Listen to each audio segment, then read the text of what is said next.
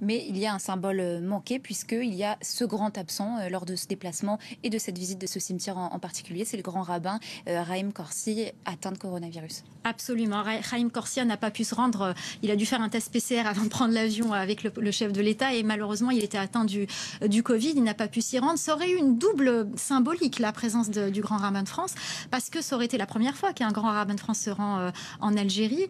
D'abord, ça aurait une portée symbolique pour les Juifs d'Algérie et les enfants, les descendants des Juifs d'Algérie de voir un grand rabbin venir dans ce cimetière où il y a peut-être leurs ancêtres qui sont enterrés.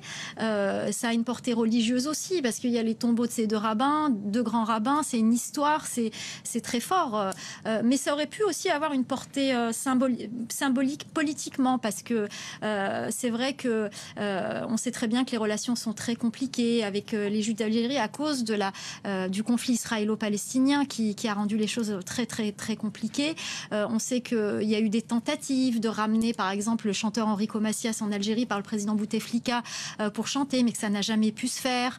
Qu'il y a eu une tentative aussi de rapprochement avec Israël. C'était en 2000 à la mort du roi du Maroc Hassan II. Lors des obsèques, le président Bouteflika avait serré la main à Ehud Barak. C'était une première, mais à chaque fois ça ne fonctionne pas, ça ne va pas jusqu'au bout.